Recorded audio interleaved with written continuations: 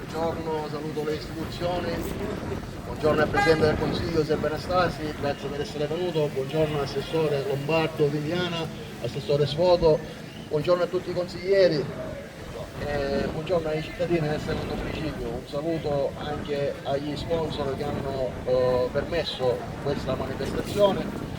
Un saluto particolare a chi ha proposto la manifestazione, ovvero alla dottoressa Brullo con la sua associazione Un Battito ed un Respiro, che appunto ha proposto al secondo municipio, sempre attivo per questa problematica, e io per questo voglio ringraziare tutti i consiglieri per aver accettato, condiviso e votato all'unanimità di partecipare a questa manifestazione che ci ha visto già protagonisti anche negli anni scorsi. Sono orgoglioso di ricordare che nel 2023 è stata donata dal secondo municipio una panca rossa installata a Piazza Viceré nel quartiere di Canalicchio.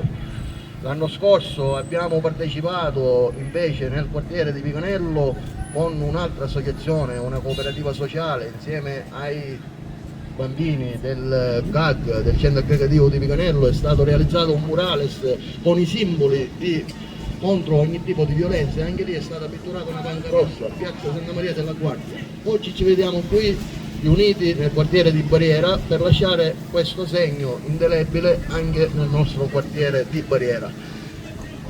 Ringrazio anche l'Istituto di Don Calvino, il preside Bellizzeri e i ragazzi che hanno contribuito venendo proprio qui, mettendo le mani in questa panca che hanno pitturato personalmente. Il segnale che vuole dare il nostro municipio è quello di combattere questo problema che ormai è sempre più gravoso in tutte le parti del mondo, e di farlo in ogni giorno, non solo il 25 di novembre. Quindi un grazie a tutti e grazie nuovamente alle istituzioni presenti e alla dottoressa Brullo con la sua associazione. Grazie. Passo la parola al Presidente del Consiglio, Presidente Anastasi. Dovere nostro